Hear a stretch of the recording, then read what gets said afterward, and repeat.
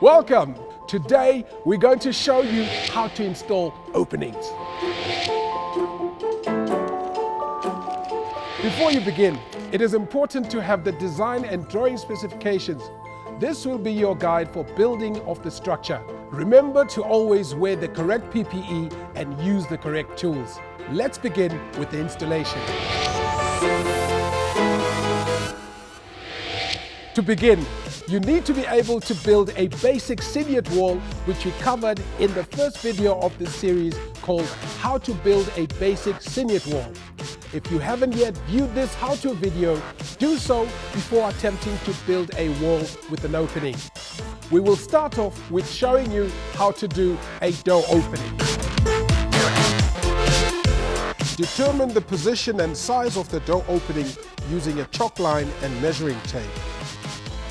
Cut along the floor track between the door opening about 40 millimeters on either side.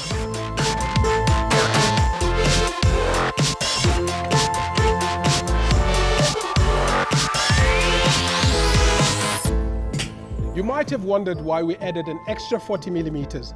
The reason for that is that we want to fold the track onto the stud for extra strength.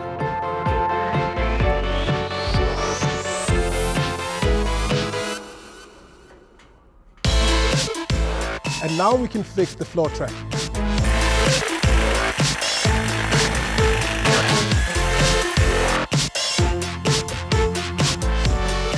Fix the remaining studs. All the studs in a standard Siniat drywall must be spaced at 600 millimeter center to center depending on the fire requirements. When installing a door opening, a stud needs to be installed on either side of the opening. When making a door opening, the studs on either side of the door needs to be installed with the webbing facing inward.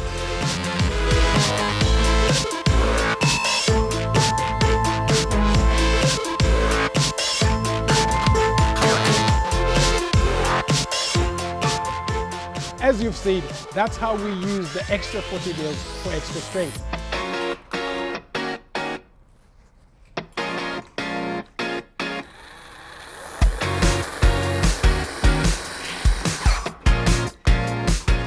Once all the studs are in place, make use of the small vice grips to clamp the stud flange ends and the floor or top track together before using wafer tech screws to fasten them.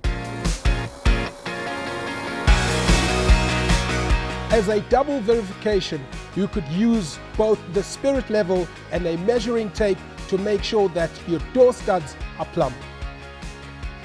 Measure the door height and make a proper mark on both sides.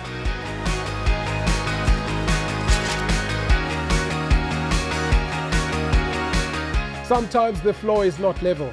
That's why we use a tape measure and a spirit level. Okay, rhythm G. Use a piece of floor track the width of the door frame and install as a noggin at the head of the door.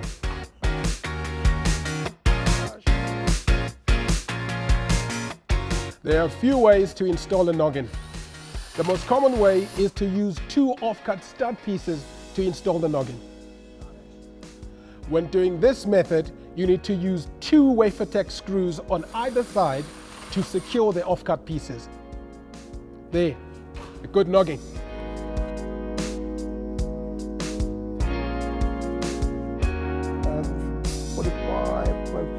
Measure and cut a piece of stud that can be fixed between the head of the door frame to the height of the adjacent top track. Position the stud above the door frame, keeping in mind the 600 millimeter center to center spacing.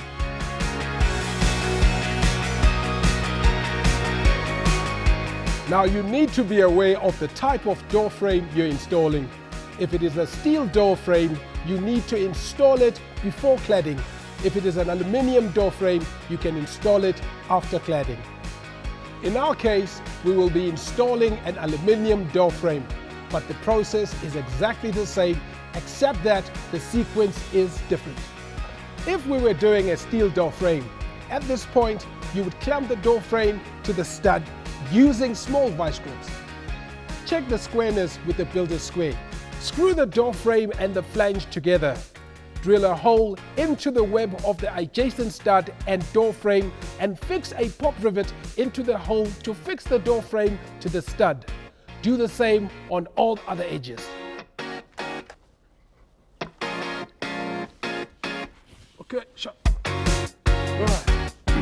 For cladding, refer to the first how-to video on installing a basic Siniat drywall. There are a few things that you do need to keep in mind. Make sure that there are no joints on the side of the door frame. Always install the 2 plaster boards that fit around the door frame first.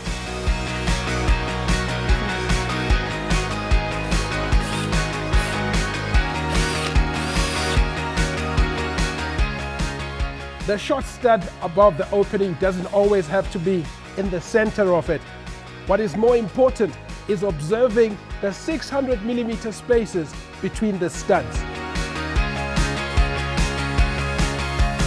Always cut the door opening before fixing the boards if you're using a steel door frame. Remember, if we were installing a steel door frame, we would have cut the board before fixing it onto the frame. Always ensure that the joint is on the stud above the door frame. In our case, we've installed the board as we'll be using an aluminium frame. Now we'll proceed to cut the board with a pet saw using the frame as a guide.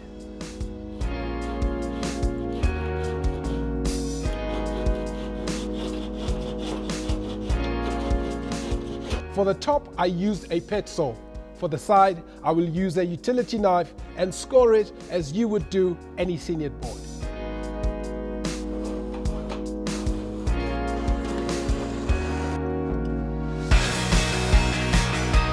Once again, I use the frame as a reference.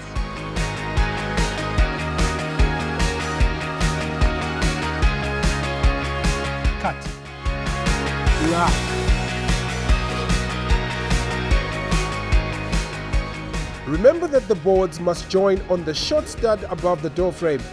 Never join the boards in line with the posts as the joints will crack. The reason why it will crack is due to the vibration from normal use. The board's longitudinal edge furthest from the door frame will be fixed to the studs at 600mm from the door opening. In the case of a steel door frame, the overlapping section above the door opening must be cut to fit to ensure that the 2 boards join on the center stud above the door. Now that we've finished cladding, we can fit our door frame. Cut the aluminium door frame to the height required. Insert the top section of the door frame kit.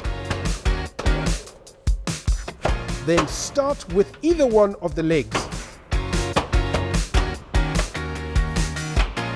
After you've made sure that the door corners are square and fit neatly into each other, you can insert the drywall screws to fix the door frame. What I'm doing now is fixing the aluminium door frame onto the system, onto this lip, using the drywall screws.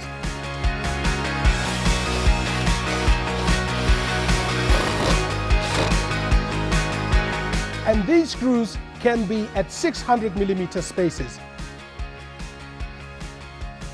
Please follow the tape and joint instructions from the first video in the series to finish the wall before painting. And there you have it, a perfectly framed door.